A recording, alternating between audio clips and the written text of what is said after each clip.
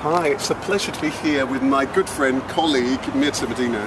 Now you nice are... to see you, Rasheed. A pleasure, a pleasure. And on such a sunny day too. I know, it's beautiful after so many days of rain. Absolutely. Well, I wanted to chat to you a little bit today about hiring, firing and inspiring staff. Now, for those people who don't know you, you're a HR specialist. You run a business called HR Help for Business. That's right. Yes. You've worked in HR for a long time.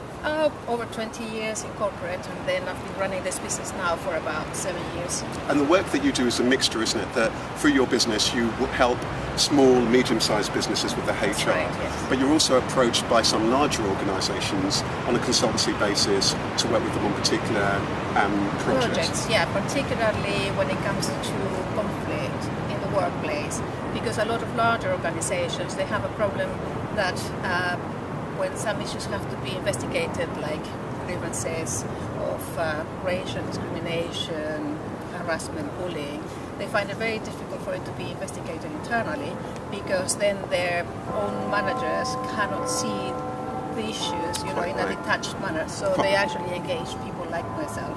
And I've done this type of work for Transport for London. I have large clients with 2,000 and above employees, and they have their own HR teams, but then I go and I just, without any baggage, I can go in, investigate, ask questions, including of the CEO, and then come up with That's a really good place to start, because there are so many issues, aren't there, in the workplace? Yeah. And I think that going straight into the heart of it there might be really, really good. Why is it that there are so many issues that emerge with employment, with terminated employment, with communications and just all sorts of HR issues, even though there's a great deal of legislation, the industry has been around for a long period of time. That's right, yeah. There's a lot of stuff about, our organisations, our best asset. What's in your experience, why is it that there's so many issues around when it comes to people? What I have actually found is that there is a different number of reasons, if you like, why things go wrong. But typically the reasons why things go wrong in the larger organisations is not the same as the smaller organisations. Let's start with the large. So with the large organisations, most of them have compliance procedures, they have their own HR teams, but don't forget, they are, particularly nowadays, very, very stretched, and everybody's working very hard, and they don't really have time to look into the detail of their own procedures. Therefore, sometimes, because of being very busy, they find, for example, a manager is finding that one of their employees is not performing very well. They've said it, perhaps in passing, it hasn't improved, and instead of following a procedure where they need support in looking as to why it's going wrong, how to communicate that it's going wrong and all that, they said, haven't got the time to do that, I'll just take it on myself and I'll do it. When then that continues to happen over a period of time, two things happen. The employee thinks that it's no longer his responsibility or her responsibility. The manager begins to resent the employee because they're having to do their job, which is already a lot, and picking up the work of the other employee. So they don't want to say it. I see what you mean. I see what you mean. So you're saying that actually sometimes an issue will emerge with performance, and instead of the manager actually necessarily picking up with the employee, they might actually pick up that piece of work. Pick up the piece of work themselves. Right. And so they're doing that because they find that it's easier to just do let it. me just get on with it myself. Get on with it myself. Right. But because they then end up being too busy over a period of time, they begin to resent the employee because the employee is not doing their job, and Right. So they start treating the employee perhaps badly, they're not communicating as well, they're snapping at the employee. What happens then is that the employee begins to feel, my manager is bullying me. He's not treating me as well as he's treating the rest of the team. But he hasn't been told that he's not doing things properly. I see. And you said that there were two issues. Is that all part of one issue? And that's part of one issue. Yeah. So that's one of the things that actually happen. The other thing that also happens that is very, very common in large organizations is that although they have their procedures, each manager in each department has to be managing these procedures, and they're managing through their own interpretation of the procedure, not the right way all along the way. Employees within an organization become friends, want to partner with another, and then employees begin to find that, oh, she's being treated better than I am. Right. My manager is pushing me to do this, but she's not being pushed to do that. So there is a difference in treatment. There's a real inconsistency. There is inconsistency. Right. And that sometimes leads to the misinterpretation that is due to, say, sexual discrimination, because maybe a man is being treated better than a woman, but it has nothing to do with discrimination. It just has to do with the fact that perhaps the woman is not being told that she's not doing her job properly. Got you. So this points to these things being very complicated. Absolutely. So that because there may well be procedures may not be being followed effectively, they may not be being pursued the same way by different members of staff. And then because of this whole environment which happens where more and more people are having to do more, that all sorts of things kind of even in attendance issues. Yeah. Say, for example, if the company has a procedure for attendance where they are going to, all managers have to do one-to-one interviews with employees that have gone absent due to illness or whatever. If one department is actually following the procedure and sitting with the manager is asking what happened, how do you feel now, telling them what happened while they were away, which is the right thing to do. But if another employee from another department is not having the same treatment because the manager is too busy or they just don't like to be sitting and filling in forms, that employee feels that the company doesn't care about him or her, that nobody cares, that how come he's being treated differently to other people within the organization. Inconsistency is usually the basis of one of the major problems within large organizations. And even as you speak there, I can see how that can easily happen. Yeah, absolutely. One of the things I want to do in this in this interview, because we don't have that much time, is to talk a little bit about some perhaps things about best practice. And I think if maybe we start off with hiring, and then we talk about this issue of firing, or when the issues emerge, and then a little bit about inspiring some other best practice. When it comes to hiring, let's talk a little bit about that, because one of the things I remember in for example, my very first job, I worked for an employer that had a great corporate video. There was a very good induction process. I was given all sorts of help and support. It was my very first job. It was excellent. So straight away I went into a team, felt part of that team, nurtured as part of the team. I knew what the organisation were about. I knew where they were going. It's just as well because I was also in the communications team and so on. One of the things I explored, I experienced when I was working in lots of different places over a period of time, was where either there was no induction, there's poor induction, there is no culture of supporting people where all these things can go wrong. So tell me, Mirtha, from your experience, what are some of the basics that should really happen when it comes to hiring? So if somebody's watching this and perhaps they're either a manager or perhaps they're even a busy person in HR and so on within an organisation, tell us what some of the basics of what you should be doing. There are several stages. I mean, when we talk about hiring, we really need to start talking about identifying what the position you're hiring for is really. Because a lot of the time, particularly large, busy organizations, will replace somebody who resigns or that leaves for whatever reason, without asking the question, do I need the same type of person? Has the company moved on? Or does the same job needs to be adjusted because it doesn't meet the needs of the organization anymore? So what you're saying here is very, very powerful, that even in an organization whereby there may be fixed staff and so on, once a member of staff has left for whatever reason, things may well have moved, right? That's your time to review it. I mean, you should review it when you have the employee as well, because jobs change and you should have the flexibility to discuss with your employees and make the changes as you go along. Got you. It doesn't happen a lot of the time, admittedly, but if you miss the opportunity when you lose an employee and you replace it, you're recruiting a person that already will come and feel that they're not contributing to the business, that things that they're doing has no value, or leads to frustration on either side, or one or the other. Great, so the first thing is, what's the need here? Has the need changed? Do you really need the same person? Is it time to combine two positions, to actually expand it, or change the role? The role has the same title, but let's look into, do we really need this? And go through the job description, adjust it, and make the change. In fact, I would advise to go even a step back, and when the employee is leaving, hopefully they're leaving of their own accord and you have a good relationship with them, do a review of the job they're leaving with them against the job description as it doesn't work. So have things changed?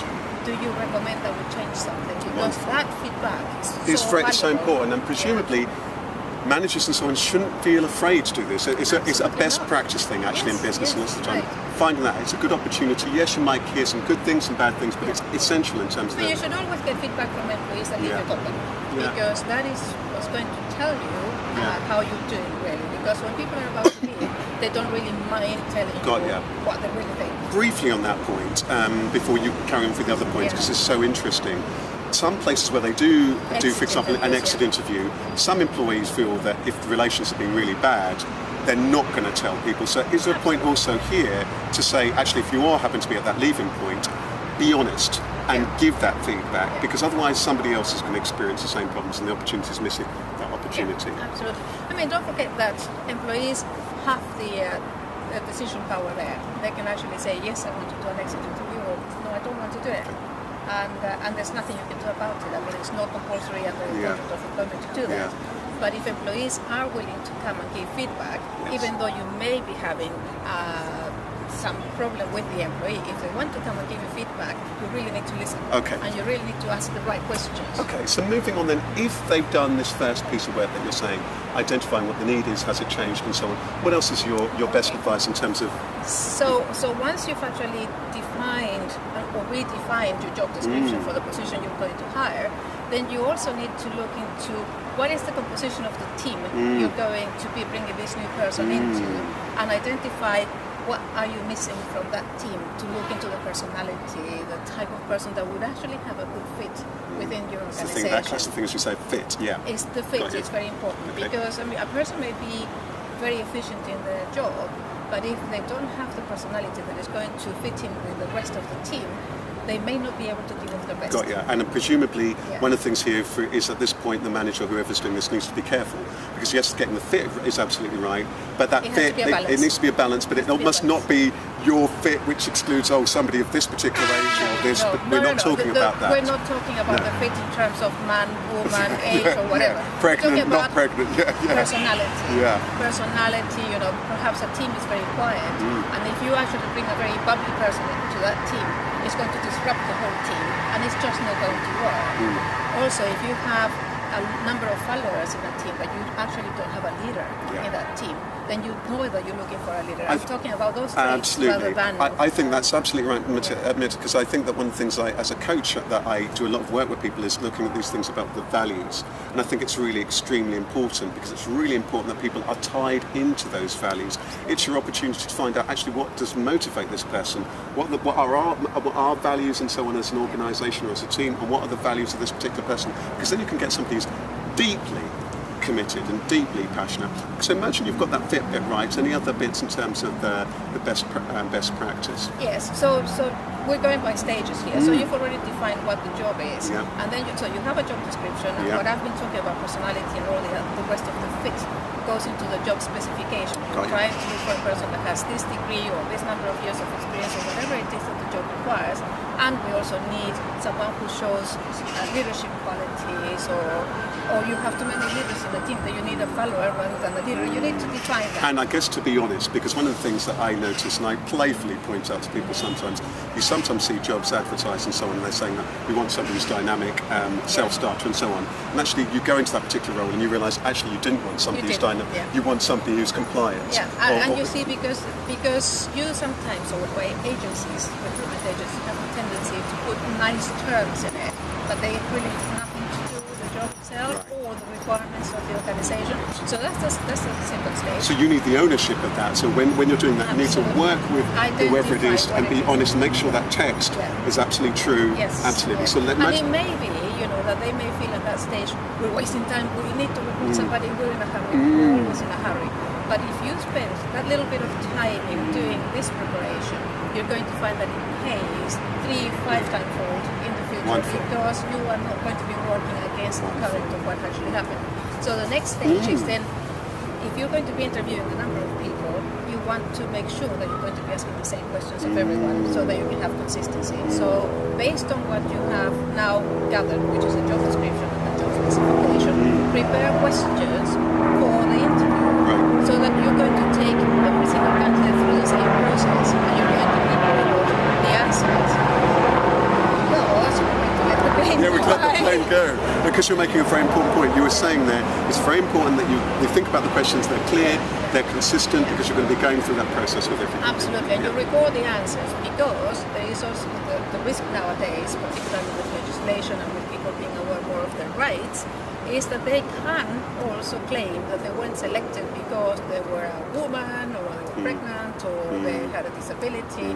You need to have recorded their answers. You need to have scored the answers afterwards, and you need to have a good reason why you selected the person that you did select. And we know that some organisations are great at this, and some organisations are poor at this. And I guess there's also an issue to make sure that there's training and support for people who are going to be interviewed. Because you can have situations, interviews where some people are very experienced, some people are inexperienced, and giving that some thought. Because again, that lovely point you made earlier about it pays not to rush it, otherwise you can get somebody in the last minutes coming into the interview, and lots of things can be skewed by that process not being done adequately. That can cause all sorts of heartache further down the line. So if that's been done, if that bit, and you've got your consistency in terms of questions, talk us through some any other stages here.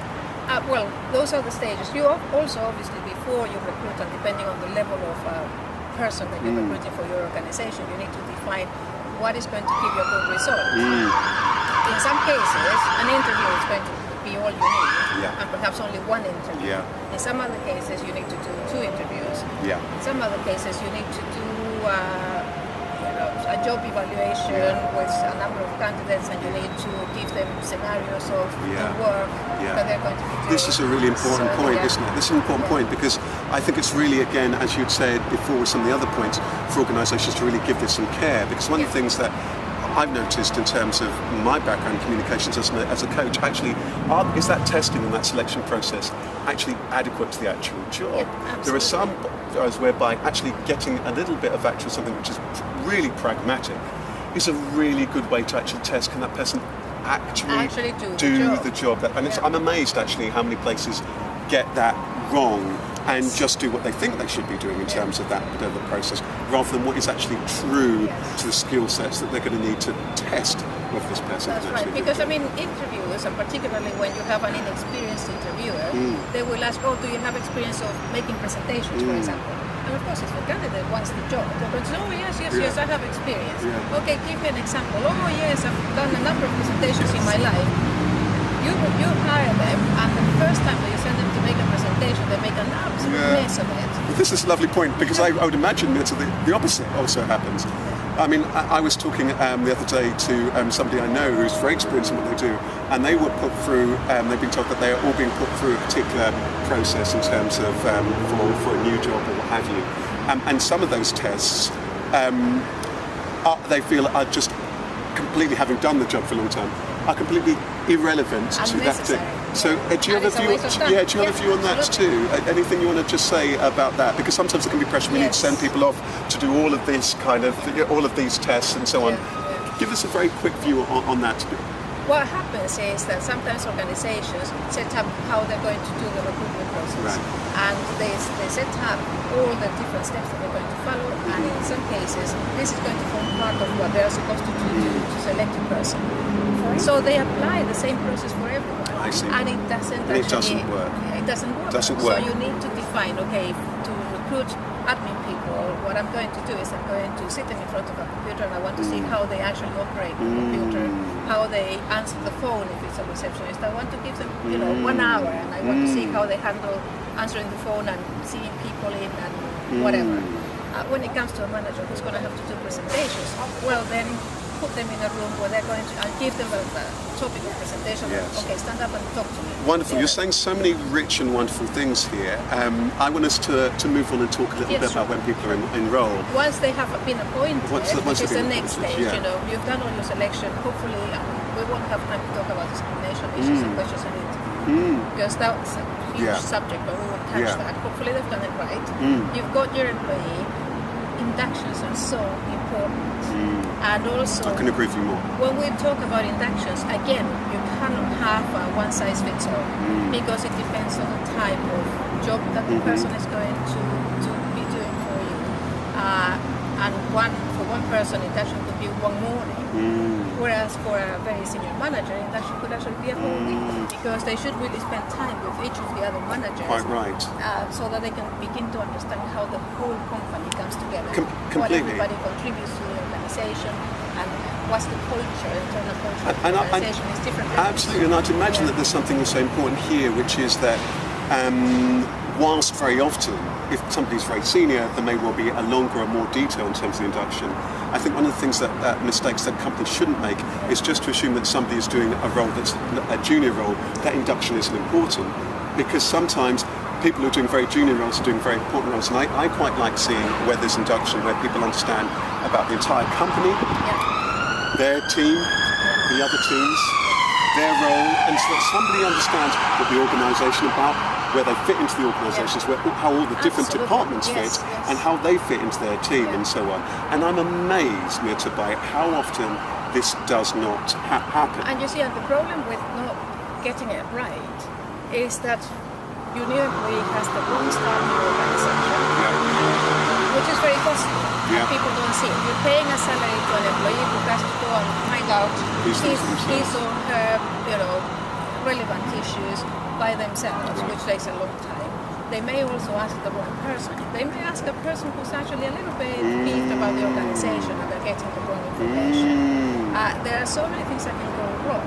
And also, if they start then doing things the wrong way, their manager may take a long time to actually realize where that is coming from. By the time they realize it, they already have an issue. Right. This is wonderful stuff you're saying. I want to pick up on some of those issues here because they're so rich. What happens for, there may well be a manager who's watching this, who's thinking, actually, you know what, I'm being expected to do these interviews and to be doing this and to do that. I don't feel as though I've got enough of the information. I don't feel as though I've been given the training to do this. I do think that maybe we need to be looking at how we do some of these things. Or the situation where somebody's coming into an organisation and they feel as they haven't had that induction.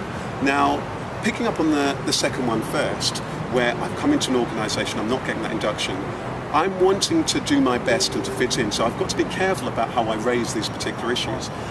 Is one of the reasons why these problems persist is that if there are these issues for the incoming candidate, the candidate is going to think twice about, going to have to be tread carefully about what they challenge or ask questions on. Yes. Is that one of the issues that can happen? Yes, definitely. And sometimes employees coming to your organisation may have had a bad experience in the past where they have raised their voice about something and they've ended up losing the job or getting into trouble or something. So some people are going to be afraid to even ask the questions. Right. It also depends on personalities. Some people are more forward and they will ask the questions and raise issues. Some other people will be more quiet and shy and afraid of asking questions, particularly when you're new within an organisation. So presumably if this is happening to you, you need to be mindful, find out, be proactive because it's in a way your responsibility to do the job well. You know what works very well, particularly in companies where there is no time to do a long induction, is to assign new employees to a buddy. A work buddy that you can select, that knows the company well, that is happy with the job, that actually will be able to hold the hand of the other employee and set a period of time so that this doesn't go on forever. But it could be a month, it could be 3 months. Where once this employee has any question or any doubt about something, they can go to this person. What you're saying is gold to us because I think that I think there's also an opportunity here. I think it links to what you were saying before about it's very noisy here, but it's all part of the fun. But it links to what you were saying before about, for example, when you were saying when an employee leaves, it's really an opportunity to look at what the need is here. I think shrewd managers, particularly when they are ongoing, when you're doing the assessments and so on, all the rest of it, and finding out what people's skills are, because I think there can be an opportunity to think, actually, how is it that we can develop people and develop in their roles? And so you might have a small team, but actually, I've worked in particular places where, for example, I'm a people person, as you've probably guessed. And so I was given some responsibility around things like training. I was given some responsibility sometimes in terms of that induction within that particular team. Sometimes you can get people to take on more if you're able to look at what their skills are, and therefore that adds value to the team. Absolutely. And the buddies, the person that is assigned as a buddy and can receive a little bit of training as to how to buddy somebody else, they feel more valued because they say, the company recognizes that I am a good employee, that I know what's going on, they're giving me this additional bit of responsibility. Brilliant. You could even give a little enhancement, salary enhancement during the period when they're going to have to do a little bit more work, perhaps a little bit longer hours because the time they're spending with the new employee, their work is getting a bit delayed. So offer a little bit of an enhancement. It's all worth it because you are going to recover the value by your new employee hitting the ground running, being motivated, being happy, feeling supported, feeling that the company does care for them. And it is very important to actually maintain that caring level that is not just being soft and easy with employees, but also everybody has to win something. Yeah. And the employer-employee relationship has to be a win-win situation. We can't just think of bottom line and what the company needs to get. If they don't give the employee something to feel proud about, they're losing more than they're winning. I want to pick up on this issue directly, because some people listening to our talk might think, that's great, that's all well and good, but actually we've got to get on with this, we've got these procedures to follow, and so on and so on. And very often that leads into this area of the heartache. I mean, we need to talk a little bit about when the conflict happens, an issue about firing, all this issue of discipline and so on. Just before we head into that area, one of the things I think that happens a lot of the time is because of this thing you've touched on it already, is pressure. Manager, I've got to do this, or I'm not given training or whatever. What do you say to the manager or the person who's listening to this, or even somebody in HR who's thinking that's great, but this isn't going on in our organisation? My personal feeling is that I've seen many times in organisations is whereby the culture in terms of really enabling, for example, human resources and managers to really be able to take this thing hasn't really been happening. So that actually what you've got, which is human resources, just purely as a function. Firefights. As firefights. And do you have a perspective on that? And I presume that's why sometimes you're called in a lot of the time. That's right. I mean, most of the problem usually happens due to poor communication to start with. As we talked earlier about, an employee who's not doing their job properly, they don't quite get it, the manager doesn't have the time to explain, doesn't know how to explain, and they just grab the thing that the employee is not doing right, and the resentment and all that. That is poor communication, because if the manager communicated well and explained, and even explored as to why the employee is not doing it right, maybe they don't have the right training for the job, maybe they've been appointed to the wrong position, maybe they've been over-promoted and they haven't been given the support that they needed, and all those things will lead to the employee failing and feeling even stressed out because of failing and not really achieving things, and the manager being frustrated and stressed out because they're also doing a lot of things. And that's right, and I think so communication is the big key issue here. A big issue here, isn't it? Because I would imagine also you get situations where lots of people watching this and thinking, well, this is all very well, but the problem here is my manager, and you can see how therefore these things become circular. Because but you see, you can't sometimes blame the managers, because the managers in most cases have not been trained how to handle these situations. They haven't even been made aware of the impact this has on them. So I think that what is really very, very important is that the HR team or an external communicator, an external specialist, can actually hold meetings, small training sessions, workshops with all of the managers that have people management responsibilities, and make them aware of what is best practice, how it works, and what value it has for them personally, within their teams, and how it's going to work, and how in the long run it's going to save them time, it's going to make their teams more effective, they're going to contribute better to the organization, and everybody feels this sense of satisfaction with what they're doing. We spend too many hours in our workplace to actually spend them in a miserable way. Quite we right. We really need to make sure that we make the most of it. Quite right, because otherwise what we'll find is that through all different layers going up throughout we've developed, and we've actually in a way inadvertently nurtured a culture of people who are not communicating, aren't skilled, aren't developed, aren't taught to be good managers, and so on. So all these issues will become inflamed. Very briefly, let's talk about some of these issues that unfortunately happen all too often in the workplace. The firing, the disciplinary issues. Well, there are two issues. There's the disciplinary, but it's also the grievance issues. A lot of disciplinary issues, sometimes employees do go wrong, sometimes employees do the wrong thing or have the wrong behavior, and non-disciplinary is justified and there's nothing else you can do about it. And then you just have to follow the procedures. But what takes up a lot of my time, which I gladly do because it's part of the job that I do, is the large organization engage me to investigate grievances from the employees. And the grievances usually raised by employees is I'm being treated unfairly, I'm being treated differently to the way other people are being treated, I'm being bullied, I'm being discriminated against, or I'm being asked for promotion, all those types of things that cause a lot of resentment. A lot of people that actually raise grievances of this nature have already gone off on stress-related illness, and then they have no option but to raise a grievance because they can't handle it anymore. And when I investigate these cases, invariably I find that is due to poor communication. The manager has had reasons why they have managed the way that they have. Most of the time it has nothing to do with discrimination. discrimination, when most of the cases I investigate are discrimination, but it's because they haven't known how to manage it properly, they haven't had the time to do it, they haven't checked their internal procedures to see, how it should be done.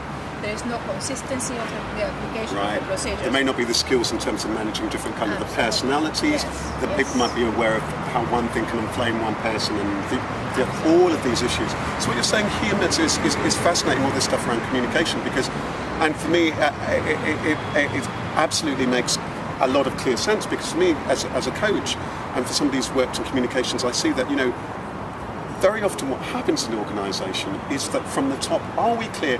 Who are we? What are we about? Where are we going strategically? And how do we go about it? How do we go about that? Because otherwise different departments will go about it in different exactly. ways. And how do we communicate? What tools do we need? What staff do we actually need? How is it that we're actually able to empower all of these particular staff? What kind of a culture do we want? Do we want a culture in here in which we can get people to, I'm a big fan of, where you encourage people to manage up and downward, which means you're able to also spot issues, challenges from customers through to different levels. Because very often what happens, isn't it, is that culture where everybody, pretty much apart from whoever's at the top, and maybe even including the person who's at the top, because then they've got a board, is afraid.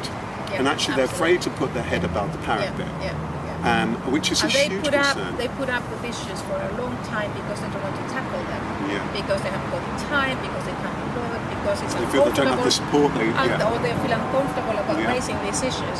By the time sometimes I'm brought in, they said, it's gone beyond repair, help us get rid of this person.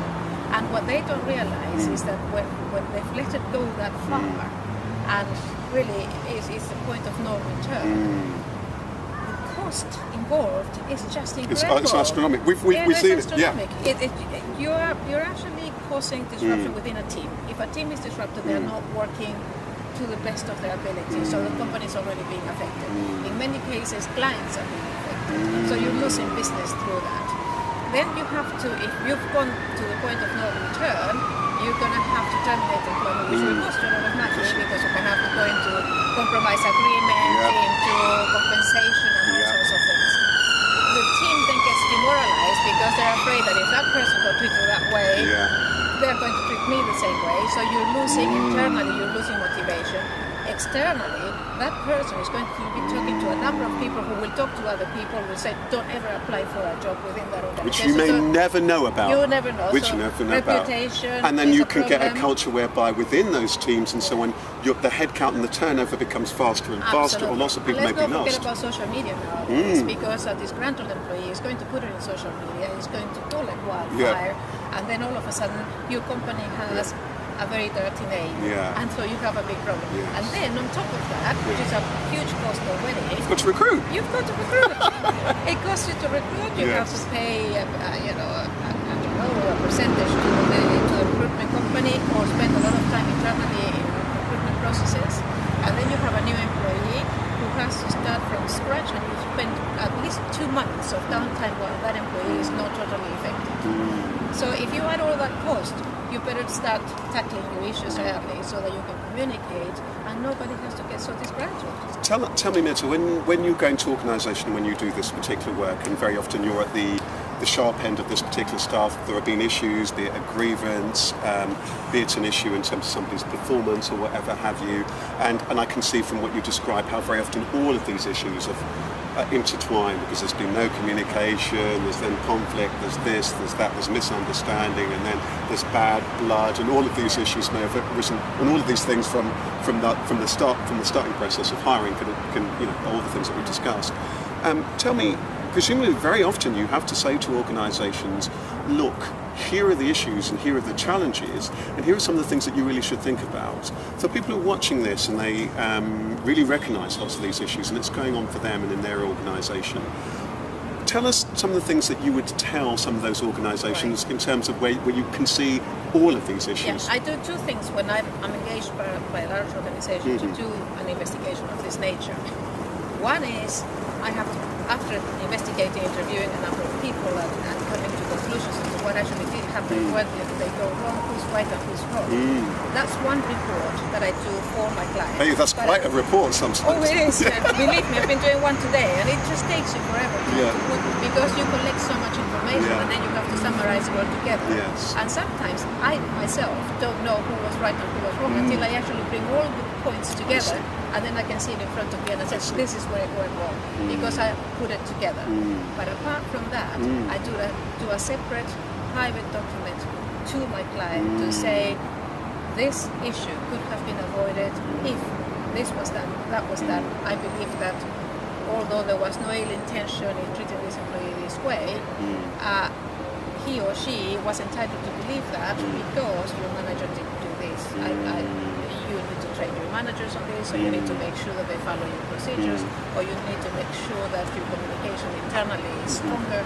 This is the way that you can do it.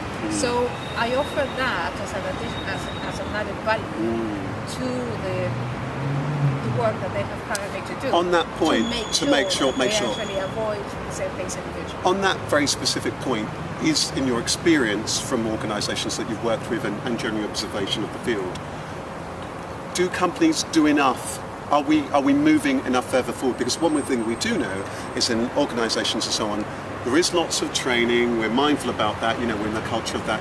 But honestly, do you think that we do enough there, or should there? Have we got somewhere some way to go generally within organisation? I think we have a good way to go because, unfortunately, companies, when it comes to training, a lot of companies have a tendency to say, well, we have the obligation to train, and then they have certain subjects on which they train, and it becomes a standard training. But I think that the training has to be adjusted as you go along, depending on what is working and what is not working. And companies have the duty on an ongoing basis to assess what's working, what's not working, what training they are giving, doing an analysis of the training. Does this training work?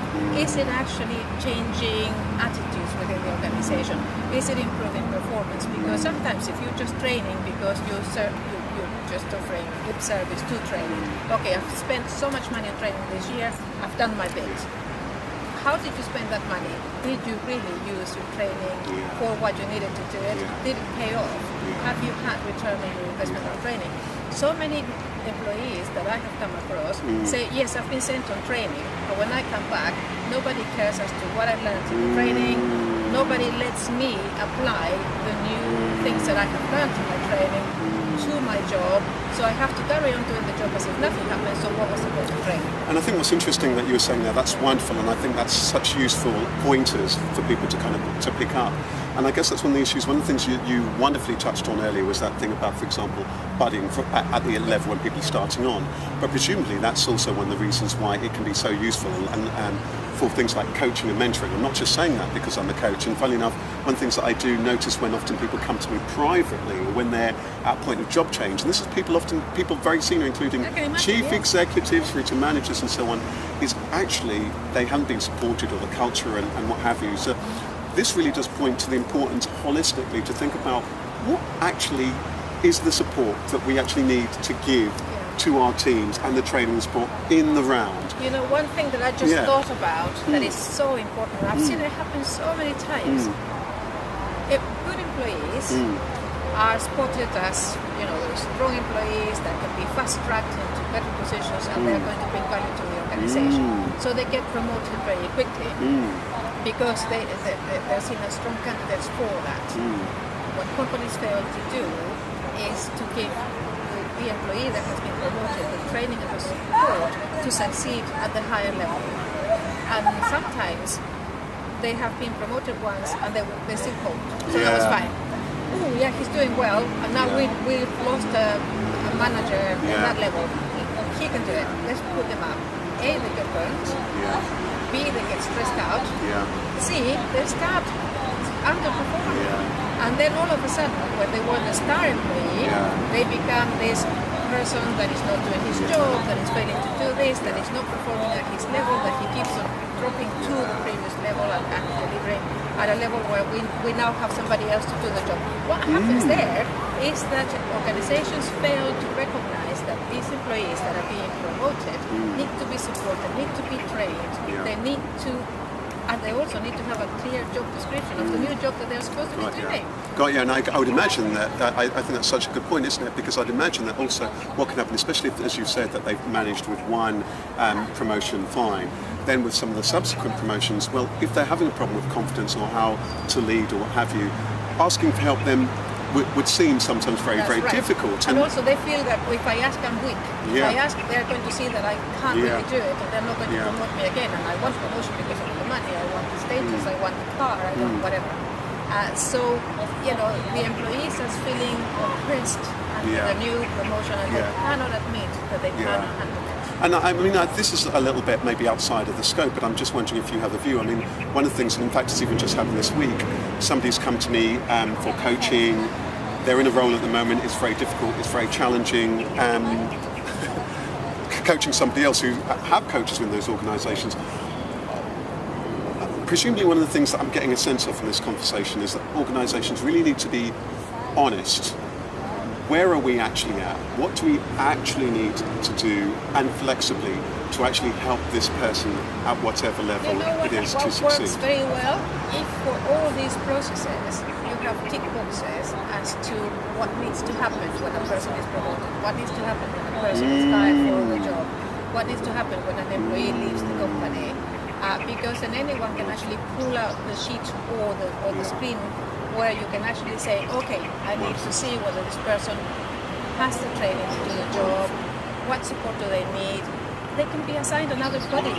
And what you're saying is wonderful. A senior manager that is going to then hold their hand. That's and wonderful. Show them. And therefore they could work with either somebody like yourself, or it may well be the expertise may be in-house, to kind of guide them through those processes. Absolutely. And it stops from both issues, either the manager feeling, well, I don't know what to do because there's the tick boxes there, and also from maybe a member of staff or somebody else's point of view, which is feeling, actually, has this procedure being met, or is this person just one thing for one person and one thing for somebody else? The tick sheet, when a person is promoted, for example, which is what we're talking about now, it should be given to both people, the manager of the employee who has been promoted and also the promoted employee, because if the employee sees that something in there is missing for him, then he can actually go and openly say, look, this is missing and this is where I'm stuck. This point of transparency is really, really important, isn't it? Because very often when things do get to the difficult stage, people feel it's them and us, or they're frozen out, and it becomes very, very, very difficult, and you don't know who to trust. So there's more of this kind of transparency throughout. And also you have the documentation to support you if ever, for other reasons, that employee is no longer delivering what he's supposed to be delivering. And therefore, you can then refer to, we went through this with you. You needed this, we gave you this. You needed that, we trained you. You needed this, we discussed it. It hasn't worked, then you can actually deal with it. Wonderful. Well, to close, let's touch on some of these other points in terms of inspiring. We seem to be in this particular area, and it's a wonderful conversation. I'll have to get you back for us to talk about small businesses very specifically. Yeah, we have to do that, But this thing about inspiring, it's been wonderful what you're saying. One of the things that I've always encouraged, I encourage clients and of all types, whatever size of the organisation, within teams, to have very regular meetings with the staff. Absolutely. Team meetings. Team meetings where everybody gets to feedback, and not where it's just a show-off kind of thing. Where are you at? Reflecting what's been about the week that's just gone, where are we going now, what are the challenges moving forward. But for those meetings also to start off with this, here's corporately what's going on, here's what's going on over on and so on, so that there's a context the staff can say inspired. That's one of the things that I'm passionate about. You've talked about buddying, for example. Any other things that you would say that are real tips in terms of inspiring, keeping motivated absolutely. staff? The meetings are very important. You've touched on something that I wanted to say before, but we're covering just so many areas. If the senior managers meet and discuss, what's happening corporately within the organization, and they can be very specific. They don't have to be long meetings. They can have a half an hour, 15-minute meeting with a format where they're going to be talking about financials, operational issues, people issues, recruitment issues. All the key points within the organization that makes it tick, if you like. If after that, each head of those teams goes and has a small meeting with their employees, number one is feedback. This is what's happening within the organization, so everybody feels that they know what's happening. Because otherwise they're going to be talking about it in the water fountain. Absolutely. And it's one of the fundamentals where things go wrong, because then it stopped. It stopped. The senior management team know what's going on and everything might be cool, but then it's not fed back or fed back accurately, or people don't trust the staff. It's powerful when people know and they're informed, they're engaged. And if they have they're informed what happens. That's number one. Number two is then the employees tell what's happening within their own positions, what issues they're facing, what is working and what is not working. One important part of all these meetings is to assess what is working, what is not networking, and to celebrate what works Completely. well. This thing about because celebrating. That's a pat on the back. Completely, and it shouldn't wait for it shouldn't wait for the annual appraisal. Absolutely Regularly, no. it should be This is done. a regular thing, because then we did this well this week, guys, and it really worked. Well done. We've all done very well on this. This didn't work very well. What are we going to do about it? And then you can actually have an action plan as to what we're going to do about it, when it's going to be done by, who's going to be involved in doing it, and now our next meeting we're going to follow up on it. So you Completely. actually just It's a huge opportunity, isn't it? line. And to get an opportunity to what's going on, maybe customer side, because then you can pick up issues that could be very, very useful for the organisation. You're picking information's coming up from all sides of the organisation. So it's feeding backwards and forwards, because then whatever you pick up from your employees of what's going on out there, and that affects their department or them individually in their jobs, then when you have a meeting with your senior management team, you can actually feed back, we've got a problem here because this is going on, that's going on, and you can actually all share that, and then you can start feeding back what actually is important to. That's right, and you can feed back, the praise, and it's a huge opportunity for development, especially when everybody is part. I'm a big fan of everybody being part of those meetings to really ensure that your team is then really engaged. Any other last pointers in terms of best practice, in terms of keeping, staff inspired and motivated? Are there any particular things that you think and you've seen in organisations you think, wow, that's fantastic? Yeah, what is also very important is apart from having the group meetings, the team meetings, it's also important to have one-to-one meetings with your employees, because there are certain things that employees are not going to want to say in a group environment. And so you need to touch base as a manager, you need to touch base with all of your employees, all those that report directly to you, so that you can support them, you can help them resolve issues, you can pick up their ideas as well. And lots of the things you've talked about, if they had been good regular meetings, some of the other excuses that might would have been picked up. Yeah. And also the thing is, we forget that we don't have the exclusivity of good ideas because we're senior managers. Some fantastic ideas come from our direct reports, and so the one-to-ones are the place where your direct reports can actually come up with brilliant ideas, but don't commit the mistake, the big mistake of them going and taking it as if it's your idea, because you do that one too many times and you have demotivated your team. They will never come to you with an idea. They'll go over your head because they know that you're going to steal their idea. There's nothing wrong with saying so-and-so from my team has come up with this idea and I support it because I think it will work because of this, because of that, because of this. So, but you have to recognize, where the idea is coming from. And that is a big mistake that happens a lot of the time. Managers are sometimes void of ideas. They pick up the ideas of the team and they own them. So they own them. And I would imagine also what happens is that you've made a promise that you don't then follow up on. So that thing about being measured is really important. Any other things that you also want to say that actually also this? We touched on things like mentoring. Do you have any views on things like coaching and development and training generally, and best practice as you've seen it when people are doing that? Because some people, I find a point whereby sometimes people are saying, why is it that these members of staff are always getting all the training, the managers are all getting all the training, the development, or the courses, or the this, or the that, or the coaches? What about us who are on the coalface? Any particular issues about that? Now that we're talking about the development kind of side. In terms of coaching, I believe that coaching is powerful and it helps people, particularly because there is that individual private work that they can do with a specialist that is going to help them in the areas that they may need support in, and they maybe need guidance as to how to approach them. I believe that external coaches is a more effective approach than having internal coaches. Why is that?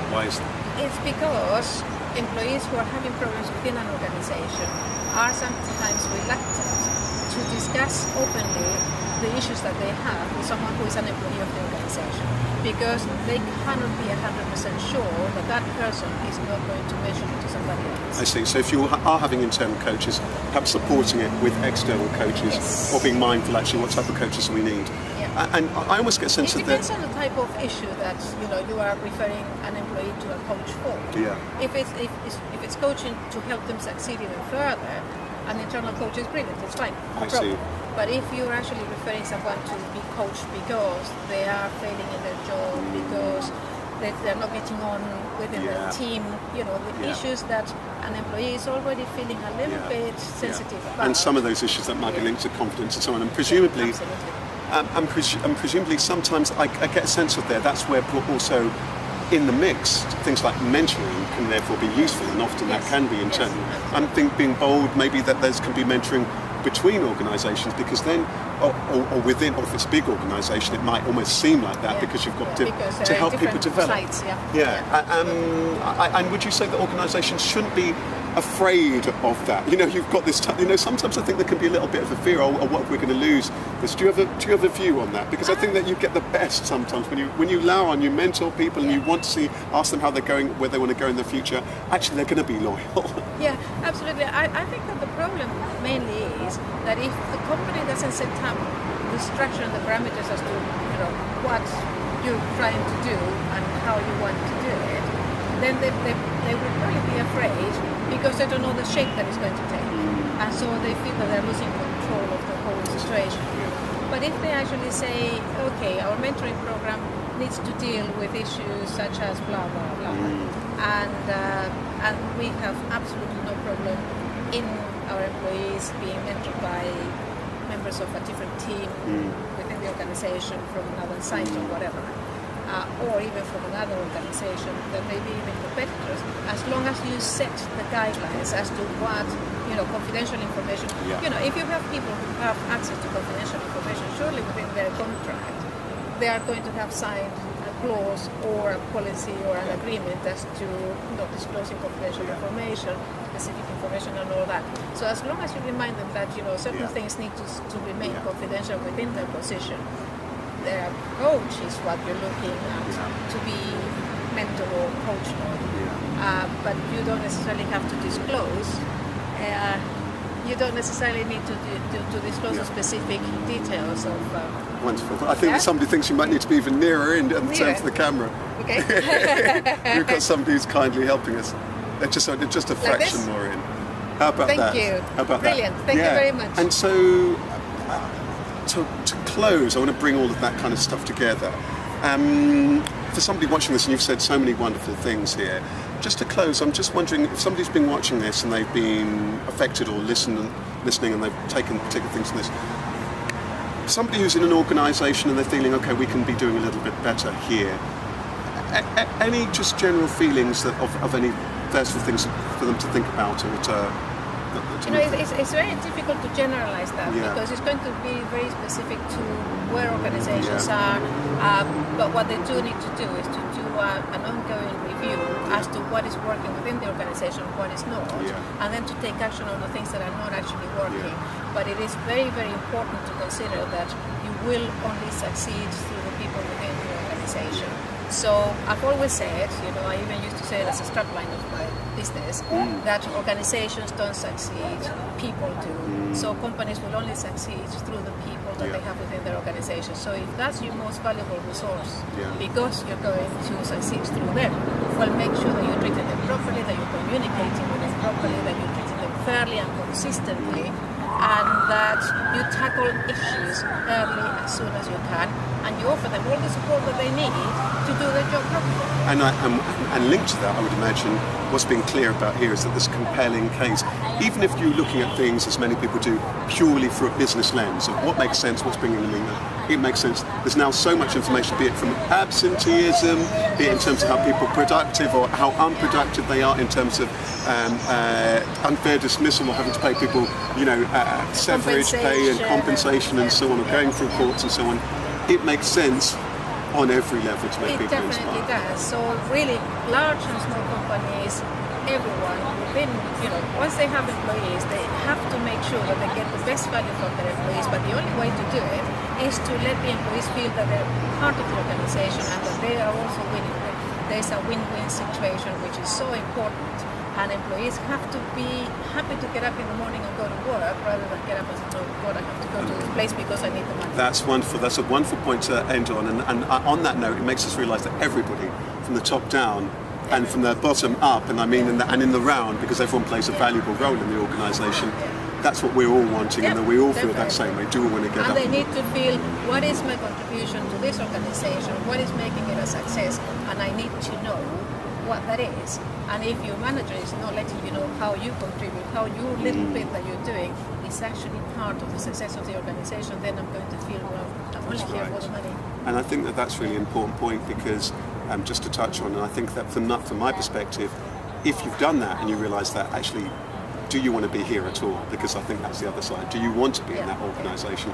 And sometimes it's important from all sorts of perspectives to look at that. Do I want to be here? Is it time for me to move on? How is that I can best develop if I am going to stay here, and so on? And I guess that's everybody's responsibility to be mindful of. Well, Mirtha, it's been such a pleasure to speak to you. Oh, it's been a pleasure as well, Rasheed. As in TV terms, you know, when they get them there to stay there and smile before they move on to the next item. I can do that as I turn off the camera. But I want to thank you again. Oh, and before we finish, if people are trying to find you, remind us of your website address if people are wanting to find out more. It's www.hrhelpforbusiness, and that's a number 4, business.co.uk. Wonderful. A pleasure. Take care. Have a lovely evening. Thank you, Rasheed. Let's see, maybe.